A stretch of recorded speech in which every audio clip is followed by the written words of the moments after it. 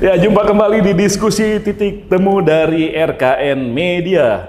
Ini program akhir pekan dari RKN Video dan Radio. Saya Hardi Hermawan, kita masih membahas tentang antara putusan MK dan isu Gibran menjadi cawapres. Gibran yang saya maksud tentu saja Gibran Rakabuming, putra dari Presiden Joko Widodo. Dan saya masih bersama dengan Ray Rangkuti, Direktur Lingkar Madani, ada Mas Kavi Adlan dari Perludem, aktivis pegiat pemilu, dan Dr. Muhammad Asrun, pakar hukum tata negara, Universitas Pakuan Bogor. Tadi saya sudah sampai ke Kavi. Jadi gimana itu anak Gen Z ini beralasan karena banyak benar kaum muda di Indonesia, maka perlu memberi kesempatan mereka menjadi pemimpin dengan menurunkan batas usia calon presiden, calon wakil presiden. Urgensinya emang di situ menurut Anda? Kalau misalnya teman-teman pemohon ya, ketika kemudian mengajukan permohonan itu, mereka kan menginginkan agar ada angka yang diturunkan ya, Pak ya. Artinya dari 40 kemudian menjadi 35 gitu ya. Saya milenial, saya tidak bisa maju juga karena saya belum 35 gitu ya. Dan pertanyaannya Prof. Saldi ya, seingat saya, yang mulia Prof. Saldi, itu sangat relevan. Kenapa kemudian harus 35? Kenapa nggak 25? Kenapa nggak 30 dan seterusnya gitu? Betul, itu yang pertama. Boleh nonton film yang lebih dewasa, boleh nonton dapat SIM itu 17, 18 gitu ya kira-kira. Jadi ada lah yang namanya basisnya. Ini 35 dari mana? Nah itu, 35 dari mana? Kan gini, yang dilihat kan gini. Ini kan sebetulnya ada di permohonannya teman-teman PSI ya. Di teman-teman PSI, kemudian mereka melihat bahwa usia 35 itu berdasarkan banyak sekali basis riset gitu ya mungkin. Itu melihat bahwa ada persoalan ketika 40 itu masih belum ideal. Ternyata yang ideal itu menurut mereka adalah 35. Kenapa? Karena 35 ini menunjukkan sikap yang anti koruptif dan lain sebagainya. Ada banyak sekali sebab. Dan kemudian teman-teman PSI, seingat saya juga mengkomparasikan ketentuan batas usia itu yang ada di Indonesia dengan negara-negara lain. Dan ternyata ditemukan banyak negara lain yang batas usia itu 35. Tetapi ada juga yang 40, ada juga yang 30 dan seterusnya. Mungkin temuan ini menarik untuk dibahas, Pak. Mungkin temuan ini menarik untuk dibahas. Tetapi kami di Perludem mendorong, kalaupun memang ada temuan sebagai bentuk evaluasi dari penyelenggaraan pemilu yang basisnya adalah Undang-Undang Pemilu 2017 itu, maka sampaikanlah itu di forum legislasi, bukan di Mahkamah Konstitusi. Karena sama dengan pandangan Pak Mahfud yang pertama itu tadi. Betul, karena tadi kan soal open legal policy. Kenapa kemudian, apa sih sebetulnya yang menjadi dasar mengatakan open legal policy itu kan gini. Usia 40, usia 35 dan seterusnya, ini kan sebetulnya merupakan pilihan politik saja gitu ya. Pilihan politik dari para pembentuk undang-undang. Kenapa kemudian sekarang 40 tahun, undang-undang Pilpres sebelumnya itu 35 tahun gitu. Itu kan sebetulnya pilihan politik yang kemudian ya moga-moga berbasis pada landasan akademik tertentu misalnya, entah itu isu soal psikologi seperti apa dan lain sebagainya. Nah, karena di dalam Mahkamah Konstitusi, di dalam pengujian Undang-Undang Mahkamah Konstitusi sendiri, di dalam konstitusi sendiri MK, yang menjadi penting untuk dilihat adalah kan isu konstitusionalnya. Seperti apa? Tadi mungkin sudah disinggung oleh Pak Asrun bahwa tadi menyoal juga soal legal standing gitu ya Pak ya, menyoal soal legal standing. Nah, legal standing ini kan kemudian bisa kita lihat bahwa ini ada kerugian konstitusional atau tidak. Yang kemudian ini dulu yang harus dibuktikan gitu. Ini dulu yang harus dibuktikan. Apakah ada kerugian konstitusionalnya atau tidak? Kaitannya dengan usia, tentu kerugian konstitusional itu bagiannya adalah konteks misalnya diskriminasi usia atau ageism misalnya. Yang itu dipahami sebagai suatu bentuk stereotip atau diskriminasi terhadap kelompok tertentu berdasarkan usia gitu ya. Nah, permohonan yang meminta 40 tahun atau yang kemudian dikurangi menjadi 35 tahun, itu kan sebetulnya juga diskriminasi usia. Yang di bawah 35 artinya tetap nggak dapat kan? Betul. Ya, artinya ya. Saya pun kemudian terdiskriminasi masih juga dengan logika seperti itu. Ya. Nah, kira-kira seperti itu. Jadi persoalannya saya kira bukan berada pada isu konstitusionalnya, tetapi bahwa ada pilihan umur yang ideal, silakan bahas itu di forum legislasi. Supaya kemudian evaluasinya, masukan-masukannya itu prosesnya lebih panjang dibandingkan kalau hanya di peradilan di Mahkamah Konstitusi yang itu hanya basisnya pada isu-isu konstitusi dan ketentuan di dalam UUD 1945 semata. Oh ya. Oke Pak Asrun, jadi kalau begitu mau 40 itu sebenarnya konstitusional. Iya. 35 pun kalau memang bisa ya konstitusional juga. Iya, saya kira. Jadi yang 40 itu nggak salah gitu. Ada alasan kenapa ada penetapan angka 40. Ada kalau itu. Ada alasannya. Kemudian secara historis sebetulnya ya 40 itu batas kalau menurut undang-undang itu batas usia dewasa. Iya, pas sudah dewasa ya, sudah matang, mature ya. Dewasa muda itu di 40. Ya, memang bisa juga beberapa misalnya katakanlah fenomena bisnis ya kan. Ada orang matang di usia 25 misalnya, ya kan?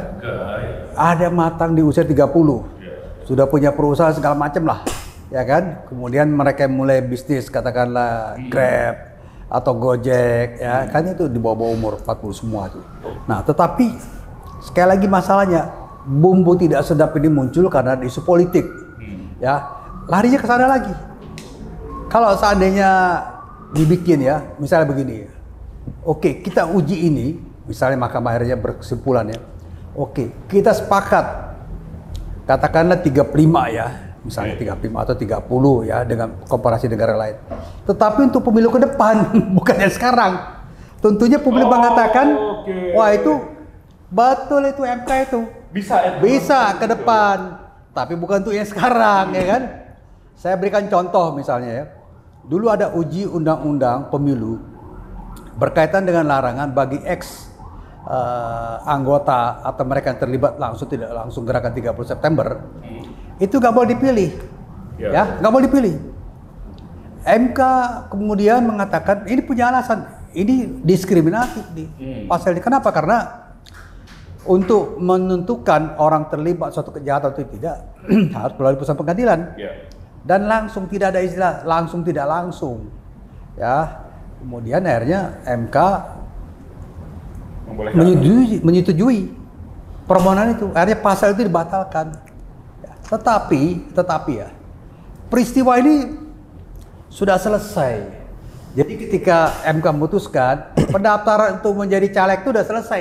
Jadi harus bisa. Tapi ada korban lain, masih ada korbannya. Nah, oleh karena itu pasal ini dibatalkan ya. Tidak berlaku surut, berlaku ke depan. Dan ketika MK memutuskan, itu sudah selesai. Nah, sekarang kan orang bertanya-tanya juga, kenapa tidak ada kepentingan memaksa, tidak ada hal-hal yang perlu diburu-buru, ya. Kemudian putusan MK diputuskan sebelum periode pendaftaran. Itu kan menjadi orang bertanya, kenapa 3 hari sebelum pendaftaran kemudian diputuskan? Ya, kenapa digesah ya? Kalau orang Melayu itu digesah namanya, dipercepat. Kenapa enggak setelah pendaftaran? Berarti ada yang merasa terburu-buru. Ada yang merasa terburu, ada yang punya kepentingan terburu-buru. Padahal ini bukan persoalan yang penting, kecuali dulu ya. Dulu ada perkara yang soal orang tidak terdaftar di DPT. Kemudian 2 hari ya, saya tahu betul itu yang menguji dulu Repli ya, Repli. Jadi MK memutuskan cepat. Sidang hari ini besok udah putus. Karena ada kepentingan, 2 hari lagi pemilu. Orang bisa kehilangan haknya. Ini nggak ada urusannya. Gibran itu masih terlalu muda, misal kalau merujuk pada nama itu ya, misal ini kepentingannya. Dia masih bisa 5 tahun ke depan, dia sudah lebih matang. Ya, sudah lebih matang. Memang harus begitu. Jadi orang itu secara politik ya harus matang. Walaupun urusannya dia anak presiden, tetap boleh jadi presiden atau wakil presiden. Tetapi dia harus matang, harus punya kualifikasi ya. Punya kepribadian matang dan kemudian punya kemampuan. Perlihatkan, ini estafet. Kemampuan psikologis itu tidak bisa jumping, melompat. Dia harus teruji betul. Seperti orang dagang lah ya. Dagang, misalnya buka kedai kopi. Nggak bisa memetik keuntungan secara gratis seketika. Dia harus belajar dulu, jatuh bangun dulu. Sama juga orang baru jadi anggota partai, kemudian jadi ketua umum. Orang kan apa nggak ada yang lebih hebat dari dia? Ya kan? Apa nggak ada yang lebih hebat dari dia? Ya mungkin nggak ada. Ini kan problem-problem begini, nalar-nalar yang rasional ini rupanya ingin ditabrak. Kalau saya misalnya katakanlah kalau Jokowi ingin meninggalkan legacy ya, meninggalkan legacy, meninggalkan warisan politik yang bagus, dia akan bilang, nggak usah maju dulu, nanti kamu dibilang maju karena saya. Karena harusnya ada sikap-sikap seperti itu ya. Tapi kelihatannya nggak semua mau diambil nih. Kemudian orang juga misalnya pemilu pilkada dicepat-cepat. Jadi dari presiden juga sebetulnya harusnya dia memberikan contoh yang baik. Tapi kan kita lihat beberapa kali dia menabrak ucapannya sendiri ya, bisa kereta cepat. Tidak pakai APBN, sekarang pakai APBN. Kemudian lebih kacau lagi APBN-nya menjadi jaminan dari kereta cepat ini. Jadi dalam banyak hal Jokowi ini memberikan pernyataan yang bertentangan dengan apa yang telah diucapkan. Dulu waktu zaman Covid, dia bilang, saya ini bukan mudik, pulang kampung. Apa ini ya? Jadi kalau menurut saya, logika rasional ini sering ditabrak. Dan akhirnya orang bilang, oh pantas begitu. Dan memang pilihan-pilihan etik ini ya, sering-sering tidak dipakai oleh pejabat publik. Pejabat publik, misalnya pilihan etik ya. Ya, jadi artinya Anda ingin mengatakan ini Presiden Jokowi terkait langsung dengan adanya gugatan soal umur. Dia punya kepentingan. Contoh misalnya Kaisang ya. Tahan dulu gitu. Ketum. Tahan dulu kalau soal yang itu. Tahan dulu. Jadi saya udah sampai di situ dulu, saya kerai lagi kalau begini. Jadi siapapun penggugatnya, mau dari manapun, kalau Pak Asrun menilai ya di belakangnya Pak Jokowi terkait. Yang mana? Gugatan 35 tahun ini. Ya, biarpun siapa yang mengajukan secara formal, tapi sebenarnya ya dalam hal ini yang berkepentingan Pak Jokowi. Ya terkait tidak langsung. Terkait tidak langsung. Karena santer terdengar bahwa anaknya akan didorong jadi calon wakil presiden kan. Dan itu asumsi ini berdasar karena kita lihat kan foto, spanduk, baliho, ya, Kaisang untuk calon wakil presiden. Gibran. Gibran termasuk ya di internal Gerindra sendiri nama dia udah disebut-sebut ya dan sebagainya gitu. Dan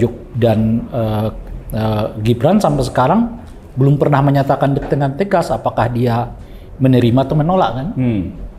Cuman kalau sampai sejauh ini beliau masih anggota partai politik ya di selama ini PDI Perjuangan gitu, bahkan diminta untuk menjadi tim pemenangan calon presiden dari PDI Perjuangan gitu, lalu beliau tidak menyatakan dengan tegas bahwa dia menolak itu artinya terbuka kemungkinan dia mau menerima kan. Oke. Iya kan? Mengambil manfaat dari sini. Bukan mengambil manfaat. Iya tentu kan. Mengambil manfaat dong kalau misalnya ini ujungnya ya begitu. Tapi maksud saya dengan dia tidak pernah bersikap dengan tegas menolak gitu ya bahwa dia akan dicalonkan sebagai calon wakil presiden, itu menunjukkan sinyal bahwa dia memang mungkin punya keinginan juga untuk jadi calon wakil presiden itu gitu ya. Dan mungkin juga terkait dengan gugatan-gugatan ini. Ya tentu saja, kan dia itu kan mau menerima itu karena ada gugatan itu. Iya. Sebab kalau dia pun mau sangat tetap 40 kan nggak ada artinya gitu kan. Nah, jadi dalam rangka itulah ya, saya melihat bahwa buat saja jadi jangan ke MK-nya juga gitu loh. Tapi itu harus dilihat dari sisi Gibrannya juga. Agar supaya orang tidak melihat putusan ini politis, ya ada kaitannya dengan kekuasaan gitu. Ya selain MK, Gibran juga deklarasi aja. Saya tidak ingin jadi calon wakil presiden. Kalau itu dilakukan selesai ini. Iya, makanya orang nggak ada punya kecurigaan apapun terhadap putusan MK yang berkaitan dengan usia 35 tahun kan. Cuma tidak dilakukan. Nggak dilakukan. Alih-alih dilakukan yang ada itu tadi spanduk, baliho, kaos ya, beredar di mana-mana dan dia sama sekali nggak tegur. Jadi artinya pengkondisian malah jalan terus. Jalan terus kan dan dalam beberapa hari ini intensitas penyebutan nama Gibran untuk jadi calon wakil presiden itu semakin santer. Semakin bukan hanya di kita tapi kan di internal Partai Gerindra juga makin kencang kan gitu. Makin banyak kelihatan pengurus di level wilayah atau daerah atau apalah istilah mungkin dari mereka yang mengusung nama Gibran sebagai calon wakil presiden. Nah, apa artinya gitu? Kalau Gibran tuh anak muda yang menurut saya benar-benar punya prinsip lah, gitu kan, benar-benar teguh dalam hal etik itu yang kita terutama sebutkan. etik Iya, ini ya. dia nggak membiarkan begini-gini nih. Dia tahu karena sikapnya yang kelihatan juga nggak jelas ini, orang lalu mengait-ngaitkan antara dan itu sebetulnya, saya lanjutkan dulu, antara kemungkinan putusan MK itu dengan situasi politik kekinian gitu. Kalau dia Dan tunggu paham dulu, dengan etik, dia akan stop gitu. Dia akan sendiri stop itu. Ya. Gitu. Termasuk di dalamnya karena situasi ini merugikan nama presiden sendiri. Sadar nggak kalau itu merugikan? Saya kira Kelihatannya. iya kan, karena kan sudah banyak orang yang mulai berteriak-teriak kan. Bahkan pendukungnya. Bahkan pendukung-pendukung setianya dulu kan udah beberapa yang secara terbuka mengkritik Pak Jokowi dan seterusnya dan seterusnya dan seterusnya gitu ya. Dan saya kira juga begini, ini boleh jadi akan menurunkan tingkat kepercayaan kepada Pak Jokowi yang justru di akhir masa jabatannya itu dibutuhkan sekali. Karena partai-partai ini udah sibuk nih. Apalagi nanti udah putaran pertama kelihatan nih kan. Mungkin sebagian partai yang pernah bersama dengan beliau, berbeda kebetulan afiliasi politiknya untuk 2024, udah nggak peduli kok.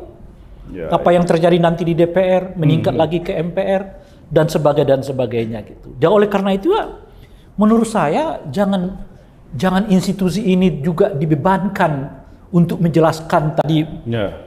Bung Nasrul mengatakan itu ya, is okay, itu benar satu hal gitu. Satu hal benar ya, bisa saja. Tapi karena ini dikaitkan dengan namanya Gibran gitu, apa sih susahnya Gibran mengatakan saya tidak mau? Kalau betul dia tidak mau.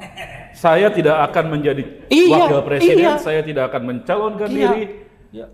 Selesai kan?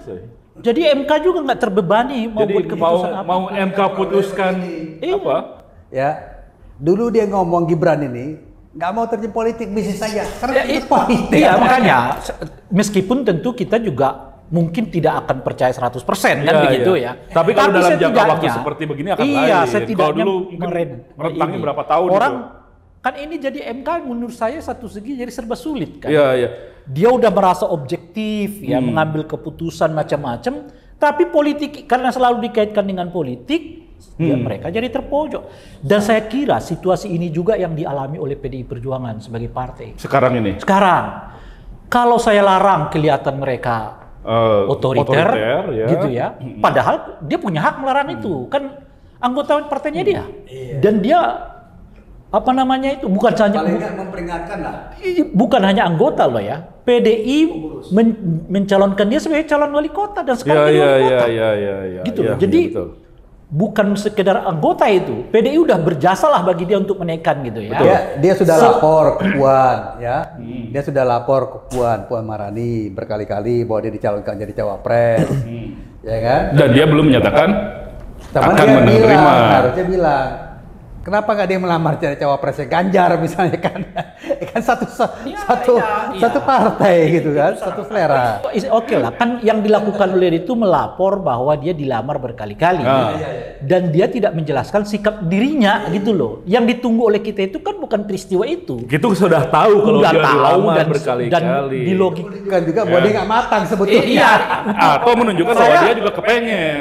Udah kebelet dia, kebelet. Dan saya lihat apa yang diisukan oleh orang bahwa dia pemuda ini nggak menunjukkan watak pemuda gitu maksud saya. Udah, jangan dulu bilang pemuda, ini udah lewat. Itu kan ya.